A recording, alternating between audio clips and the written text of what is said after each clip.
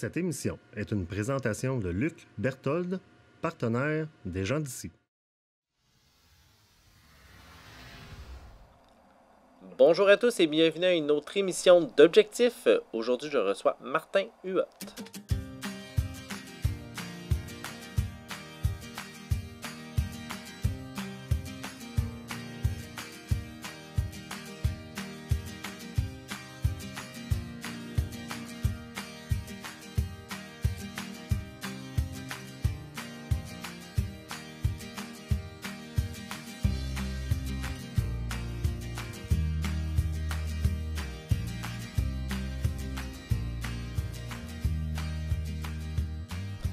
Bonjour Martin. Bonjour. Ça va bien? Très bien, merci, toi? Ben oui, ça va bien. Donc, tu vas venir nous présenter ton entreprise. Oui, Les Grands Vents. Les Grands Vents. Oui, une entreprise d'urnes funéraires. Donc, un marché, je dirais une entreprise unique, je pense, un très grand rayon autour. Oui, un grand rayon d'action, mais oui, un produit unique. C'est ce qui fait, je pense, que le rayon d'action est quand même assez grand. C'est grand. Comment ça a commencé, ça, cette histoire-là d'urne? En fait, ça a commencé... moi, je suis originaire de Québec. J'avais mon atelier d'ébénisterie à Québec. Je faisais différents contrats de restauration, de fabrication de meubles. Puis à un moment donné, j'ai comme cherché à trouver un produit qui pourrait être offert à une large clientèle sans attendre toujours le particulier qui vient me voir avec une demande de bibliothèque ou un meuble, quoi que ce soit, là. Fait que ça a été du brainstorming. Puis l'urne funéraire est arrivée sur la table. Je n'étais pas encore à la voir encore tourner au tour à bois. Tranquillement, ça s'est produit avec l'arrivée d'un tour à bois dans l'atelier. Puis j'ai commencé à essayer quelque chose. Puis tranquillement, ça s'est fait comme ça, petit peu par petit peu. Dans un souci de diversification, là, pour aller chercher une autre clientèle, mais une autre façon de travailler ta passion pour le bois. Là. Oui, exactement. Puis en plus, c'est qu'à un moment donné, c'est ça, c'est que je voyais bien que si je voulais poursuivre dans le domaine, je ne pouvais pas juste attendre les clients puis espérer que j'ai des meubles à fabriquer assez pour gagner ma vie. Là. Donc, en tout cas, je sortais de l'école à ce moment-là, puis ça n'aurait pas été possible. Les demandes à la pièce, c'est toujours un petit peu plus difficile pour établir. Oui, tout à fait. Puis tu te retrouves toujours avec des clients un peu particuliers, des fois. J'ai peut-être essayé de fuir aussi espèce de patron, mais là, je me retrouvais avec un atelier où j'avais à gérer tous les clients qui étaient de toute façon devenus chacun leur patron, mes patrons, finalement. Fait que finalement, en offrant l'urne, je l'offrais comme je la fabriquais, puis après ça, c'était à voir à la clientèle si elle acceptait ou pas. Puis elle a accepté, donc j'ai tranquillement fait le changement vers... Oui, complètement. Vers ça. Ouais. Puis justement, le marché de l'urne funéraire, je veux dire en bois, on va spécifier là, vraiment ça. Ça doit être assez niché comme marché? Oui, c'est niché. Je te dirais En fait, quand j'ai commencé, l'urne qui était offerte sur le marché, ça fait presque 20 ans que je fais ça, c'était beaucoup l'urne qui était importée d'Inde ou de Chine. On s'entend que c'était à peu près ça qu'on retrouvait en salon funéraire. Il n'y avait pas de couleur locale, où c'était très rare. Mais depuis, ça a beaucoup changé. Aujourd'hui, il y a des urnes en sable des Îles-de-la-Madeleine, il y a des urnes en verre soufflé de Montréal. Moi, j'y tourne en bois. Il y a quelqu'un d'autre aussi qui en tourne dans le coin de Kamouraska en bois. Fait que c'est ça s'est diversifié. Aujourd'hui, les gens, je pense qu'ils cherchent plus du beau. Avant, il y avait peu d'incinération, donc les gens prenaient ce qui était offert en tablette. Même les directeurs funéraires, je pense qu'ils ne cherchaient pas à avoir une diversité de produits comme aujourd'hui. Aujourd'hui, c'est des pièces d'art qu'on retrouve sur le marché beaucoup, là, au niveau des produits locaux, là, les produits québécois. Ce qui fait que même, j'imagine, en tout cas, moi, j'ai réussi à m'exporter. J'imagine que peut-être d'autres aussi fabricants ont réussi à s'exporter. Là. Mais c'est toutes des pièces signées, numérotées, donc... Tout unique, finalement. Tout unique, oui, c'est ça. Il n'y en a pas une qui est pure sang? Difficilement, parce qu'en partant, moi, je travaille avec les bûches, donc chaque bûche a sa couleur, c'est sa vie, en fin de compte. Hein? Ses cicatrices, ses nœuds, tout ça, donc je travaille avec ça. C'est comme une table. Si tu demandes à des milices de faire 5 tables, ça va être 5 tables qui ne seront pas pareilles, même si les plans sont les mêmes. Fait que c'est la même chose avec mes urnes. Donc, tu le mentionnais tantôt, quitter la grande ville pour venir au grand air de Saint-Jacques-de-Leeds. Est-ce que tu penses que ça l'a influencé le développement de ton entreprise? Ça a facilité. parce qu'être dans le centre-ville de Québec, dans Saint-Roch, puis essayer de chercher des arbres, c'était pas évident. Il y en a moins un peu. Me libérer de la ripe de bois que je créais aussi, c'était vraiment un sacré problème. Puis les coûts sont comme pas astronomiques, mais c'est quelque chose de très élevé. Avoir des ateliers d'artistes en ville, aujourd'hui c'est encore pire, mais à l'époque déjà c'était difficile à supporter. Moi j'avais une jeune famille, appartement, ma blonde qui était à maîtrise, donc c'était comme pas évident. L'opportunité de partir en campagne, on s'est dit pourquoi pas, le timing est là, puis au pire on part un an, puis on essaye quelque chose. Finalement, ben là, ça fait 18 ans, puis on est encore là les deux. On ne dit plus qu'on l'essaye, on dit non, qu'on l'a adopté. On l'a adopté, puis oui, exactement, puis on est bien. Excellent. Tu disais tantôt, chaque bûche est unique. Y a-t-il une recherche particulière de la bûche? On en vient à avoir l'œil à un moment donné, c'est certain, mais je pense que tant que tu ne travailles pas la bûche même, tu ne sais pas qu'est-ce qu'elle peut des fois cacher. Mais oui, il y a des essences de bois en particulier que je cherche plus maintenant, ou des formes particulières, il y a des choses qui... L'œil se développe comme dans n'importe quoi. Est-ce que c'est à même ton terrain à Saint-Jacques-de-Lys ou tu Non, je fais affaire avec des travailleurs forestiers. Puis je parcours pas la forêt, je la parcours par plaisir, mais pas dans la recherche d'arbres. J'ai des gens que je connais justement au village dans la région qui savent qu'est-ce que j'ai besoin. Puis à ce moment-là, j'ai juste besoin de les appeler pour leur dire la quantité de bois que j'ai besoin, puis ils vont me l'amener. Fait que c'est très très simple. Parce que j'ai vraiment quelqu'un qui, lui, connaît sa forêt, puis il sait exactement qu'est-ce qui se passe dedans, là, puis où sont les beaux arbres, des fois. Puis si on parle d'essence de bois, laquelle tu privilégies? Beaucoup le cerisier, je te dirais à 80%, c'est peut-être cerisier, puis après ça, il y a un 20% d'érable. J'ai essayé toutes les essences, mais à un moment donné, il faut que tu choisisses. Quand tu fais du produit unique, déjà que c'est compliqué à vendre pour un directeur funéraire, parce que tu es comme difficile à mettre dans un catalogue, parce que étant donné que toutes tes pièces sont différentes, tu essaies d'avoir un standard, mais si tu commences à avoir 12 essences d'arbres différents en plus, ça devient compliqué à eux pour vendre. Là. Fait qu'à ce moment-là, j'ai comme limité, j'ai choisi ce qui était le plus beau à offrir, puis aussi au niveau des couleurs locales, là, avec l'érable ici, c'est quelque chose qui fonctionne bien. Puis le cerisier, pour sa couleur, c'est quand même c'est un des plus beaux arbres. Là. Ça fait autant des belles tables que des belles urnes. Puis le processus de production, là, pour en arriver à une urne, là, comment ça fonctionne, le temps, puis... Moi, d'abord, je travaille avec du bois vert. Fait que dans le monde idéal, j'irais me chercher ma bûche à tous les matins dans l'arbre même, parce que c'est au niveau du travail avec les couteaux, c'est plus simple, c'est plus facile. Mais suite à la fabrication de l'urne, il y a un temps de repos, un temps de séchage, qui est quand même très long. Donc, si quelqu'un m'arrive avec une demande spéciale pour dans 5 jours, j'aurais beau avoir le temps de la fabriquer, elle ne sera pas sèche. Okay. Il y a une quarantaine de jours de séchage contrôlé qui est obligatoire. Sinon, ça ne fonctionne pas, ça craque. Là. Donc, pour empêcher justement là, que le contenu se répande? Là? Ben, en fait, le contenu ne se répandrait pas parce qu'il y a un sac de plastique à l'intérieur, comme j'ai fini par l'apprendre aussi dans le funéraire. Mais simplement parce que ta pièce, si tu achètes une table puis qu'à fin, après 2 mois, tu serais fâché. La même chose pour l'urne, puis ça se retourne moins bien une urne. En tout cas, on s'entend que c'est pas mon but, c'est pas qu'il y ait des retours d'urne. Ouais. Mais, puis, donc, tu parles d'environ 5 jours pour fabriquer... Non, la fabrication, elle peut se faire en une grande journée, là. Toutes les étapes, là. Mais après ça, il faut qu'elle parte en séchage. Puis à ce moment-là, quand je la récupère du séchage, là, à ce moment-là, il y a tous les travaux de sablage, de finition, de polissage. Si j'incruste des pierres, si je mets du bronze dessus, si je mets de l'époxy, peu importe, là, mais les résines ou... Fait que ça se fait dans un temps qui est séparé.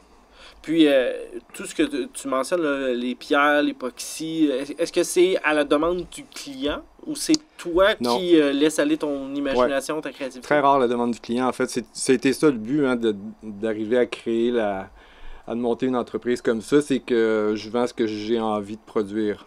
Fait que tout est arrivé par envie d'être essayé. La taille des pierres, c'est parce que j'ai eu un coup de foudre aux Îles-de-la-Madeleine sur un atelier de taillage de pierres, polissage. Fait que je me suis acheté une meule rendue ici. Puis je me suis mis à tailler des pierres, à polir des pierres, puis à dire, je vais les incruster dans les urnes. Ça va donner un plus-value. Puis en même temps, moi, ça me change de ma routine, parce qu'on s'entend que ça reste, même si toutes les pièces sont différentes, on s'entend qu'il y a même sans gabarit, on en arrive à avoir les mêmes étapes de fabrication. Fait que ça me permet de sortir un peu, puis de rester dans la création. tu dis que tu n'as pas de gabarit, rien. Donc, Non. tu y vas selon l'humeur. Puis je veux dire, la grosseur de la bûche doit Ouais. te donner une indication. Oui, OK, oui. bah, celle-là, Ouais. ça va être une urne de telle grosseur. Ça, je m'en ai. Non, les standards, il y a des standards à respecter. Il y a Ok. un pouce cube à l'intérieur de l'urne qui doit être respecté, donc tu cherches pas à faire plus gros que nécessaire. De toute façon, les columbariums, c'est un standard aussi. Si c'est mis en columbarium, c'est 12 par 12 au niveau des 12 pouces par 12 pouces. Donc, faut que l'urne, faut pas qu'elle dépasse 12 pouces si tu veux avoir aussi un accès au columbarium. Donc, t'es dans un... T'as des normes à respecter, mais après ça, bon, c'est certain que tu peux la faire ronde, tu peux la faire plus ovale, là, mais c'est au goût c'est au goût du jour, en fait. Dépendamment de si je croise un nœud, je peux vouloir le garder ou je peux vouloir l'effacer. L'écorce, c'est la même chose, des couleurs à faire apparaître. C'est Puis, ce qui fait varier. En termes de volume, là, est-ce que tu veux. Est-ce que tu te restreins dans ton nombre d'urnes que tu veux produire pour garder justement l'aspect artistique derrière la démarche, pour pas tomber en mode juste production d'urnes? Ouais, non, si je voulais tomber en mode production d'urnes, c'est arrivé quelquefois où j'y ai réfléchi, puis à ce moment-là, c'est des employés que j'aurais besoin, ou des jours de plus dans une année. Parce que là, en ce moment, tout ce que je fabrique est vendu. Donc, Avant puis je peux même pas en de le fabri- produire? Non, ça dépend quand même des mois, là. Mais en règle générale, oui. Je produis, puis c'est déjà vendu ou sur le bord. Une fois que ça va être prêt à mettre en marché, le client va être intéressé. Puis, j'ai comme un nombre limité aussi, tout seul dans mon atelier, que je peux faire. Fait que j'ai comme atteint en ce moment Ton maximum? mon maximum, en fait, tant en production que c'est ça. Fait que qu'est-ce que je peux offrir du coup, là. Ça représente combien d'urnes? C'est Peut-être à peu près 200 urnes par année. par année? Ouais. Mais quand même, tu sais, si on. Ça veut dire c'est pas loin de presque une urne par jour, en tout Ouais. cas. Oh oui. Donc, le tour, Le tour, il roule. Il roule. Oh oui, le tour, il roule. Le bois, il rentre. Le bois, il ressort. Puis, non, c'est certain que c'est des... Mais ça reste que en venant en campagne, c'était aussi pour avoir je sais pas, une vie plus axée plus vers la lenteur et la contemplation. Mettons de dire ça de même. ça Fait permet que d'en c'est profiter. comme pas, je fais pas 360 jours d'atelier par année. C'est comme, juste pour ça que je me suis pas limité à 200 urnes par année. J'en suis arrivé à 200 urnes en me disant c'est quelque chose de possible à faire, mais je vais pas chercher à en faire 250 ou 300 puis finalement passer mes fins de semaine ou mes soirées dans l'atelier. Ça n'a jamais été le but. Puis si je retourne dans l'atelier le soir, c'est pour créer d'autres choses, c'est pas pour penser aux urnes. J'ai pas... Pour aller satisfaire le besoin de l'ébéniste de continuer de créer. Même plus l'ébéniste, mais ouais. Mettons, j'aime pas le mot des fois, artiste, là, il y a une prétention à dire je suis artiste, mais ouais, ben, à développer l'art en tant que tel, en fait. Parce que Mais il y a un côté artistique. Il y a un côté artistique, oui, non, c'est certain.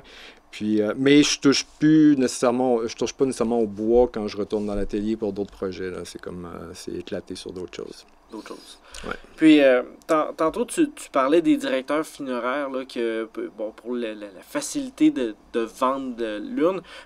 Est-ce que tu sens qu'il y a eu une réticence au début par rapport à des urnes en bois Je te dirais que je sais pas si c'était parce que c'était en bois ou si c'était parce que moi je m'étais déjà fait dire à des endroits on peut pas te prendre, t'es trop original. Les gens vont chercher à acheter l'urne qu'ils ont vue aux dernières funérailles. Puis ça c'était au début, donc presque il y a 20 ans. Fait que les gens qu'est-ce qu'ils avaient vu, ben, c'était des coffres en bronze ou en bois, mais qui arrivaient tous justement d'Asie ou grande majorité. Fait que c'était quelque chose, ils savaient pas trop quoi faire avec mon produit. Fallu que certains fassent le test à Québec, puis ont vu que ça fonctionnait. Donc, à un moment donné, la roue part, puis ça fonctionne. Mais ça a été très long. De toute façon, les pourcentages d'incinération à l'époque n'étaient pas les mêmes qu'aujourd'hui. Si c'était autour de 65-70% à Québec puis à Montréal, ici, c'était plus aux alentours de 40%, je pense, en tout cas, ou dans certaines régions là, rurales. Donc, tu n'avais pas la même réponse des directeurs funéraires. Ça réagissait pas aussi vite. Fait que ça a pris quand même plusieurs années avant de dire que je suis autant en région qu'en ville. Mais tu me corrigeras, mais je pense aussi que on devient aussi un peu plus en mode où on veut exposer l'urne funéraire. Tu sais, il y a une époque où on envoyait tout dans la terre, on enterrait les gens avec la tombe, même l'urne, on l'enterrait. Maintenant, de plus en plus, je vais dire valoriser, mais c'est pas ça, on veut se remémorer les gens, puis par le fait que c'est une belle urne, on se dit, ben c'est une belle façon de garder la personne un peu une présence. Oui, oui. Non, c'est certain. Je me suis déjà fait dire aussi ça, la même chose. Il me disait, si j'achète ton urne puis je la mets en terre, il me semble que ça ne marche pas parce qu'elle est trop belle pour être mise sous terre. Mais ce que tu viens de dire, on veut pouvoir l'exposer ou rester proche de la personne qui est le défunt.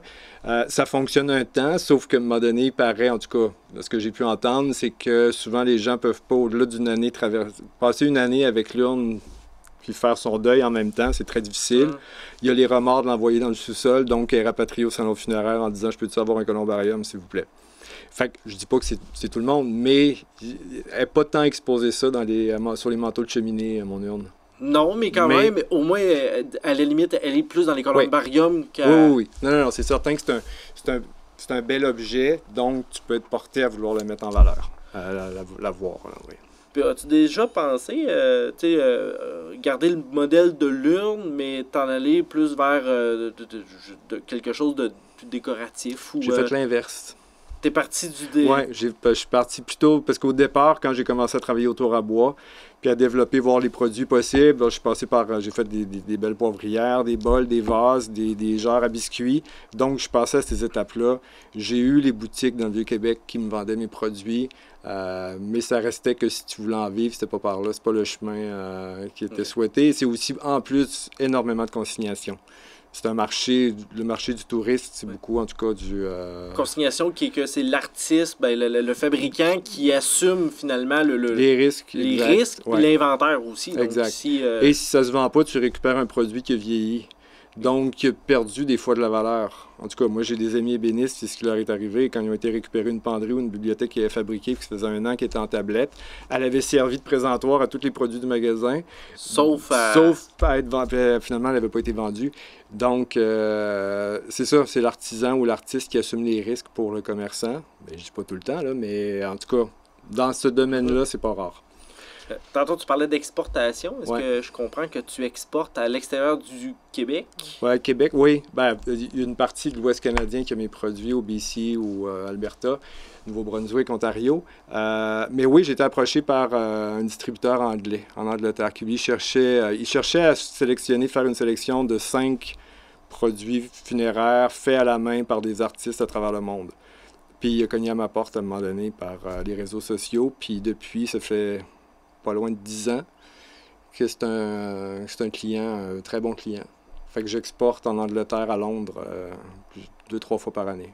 Quand même. Des commandes. C'est une belle fierté pour soi. Puis... Oui, non, tout à fait. Comme on dit, des fois, on n'est pas prophète dans son pays. Fait que ça a peut-être réveillé quelques directeurs funéraires ici qui se disaient, mais bon Dieu, finalement, s'il y a des gens qui sont prêts à aller le chercher d'Angleterre, peut-être ça vaut la peine que nous, on ait un intérêt pour. En tout cas, du moins, ça éveille la curiosité. Parce que, tu sais, c'est à 200 zones par année, si je fais un calcul rapide, puis que tu en as dans différents points de service, effectivement, je pense que le Québec, la province, on n'a pas grand... Ah oui, pas que je priorise le Québec, je priorise celui qui m'écrit en premier pour me passer une commande. Mais c'est certain que si quelqu'un m'appelle et me dit j'ai besoin de 50 urnes cette année, je vais dire désolé, je commence par 10, puis après ça, on verra s'il m'en reste à la fin de l'inventaire ou si j'en ai une autre dizaine ou une autre vingtaine de plus, c'est parfait, là.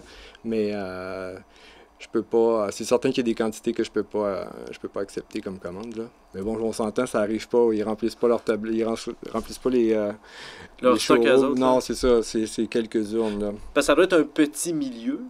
Je veux dire, des directeurs funéraires, des urnes spécialisées faites à la main, là, il ne doit pas avoir bien des fournisseurs par rapport à ça. Non, je ne sais pas si les autres artistes fonctionnent avec des distributeurs ou des fournisseurs. Moi, j'ai travaillé au début avec un fournisseur qui, lui, un représentant, en fait, qui, lui, était vraiment sur la route avec un catalogue de produits, puis il se promenait, puis il vendait mes urnes à travers. Okay. Ensuite, je passais avec un distributeur à Sherbrooke qui, lui, distribuait au Canada au complet. Mais le représentant a bien fonctionné, puis ça m'a ouvert beaucoup de portes. En fait, ça m'a fait connaître parce qu'on a chacun notre force, puis la mienne, c'était pas vraiment sur la route en train de présenter mon produit. J'étais mieux dans mon atelier, donc avoir quelqu'un qui, lui, le fait à ma place, c'était parfait pour le temps que ça a duré. Mais après ça, j'ai senti que j'avais besoin plus d'autonomie, puis je me suis rendu compte que tous les contacts, de toute façon, une fois qu'ils avaient été faits à la base, avaient plus besoin d'être refaits personne à personne. Tout pouvait se passer par téléphone, puis même par courriel. Fait que tous les directeurs funéraires, j'ai développé des relations quand même très proches avec eux.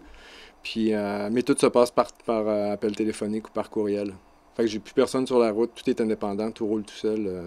Puis tout Moi, je fais des appels, sinon eux, ils me font des appels s'ils ont besoin, mais je fais régulièrement le tour de ma clientèle.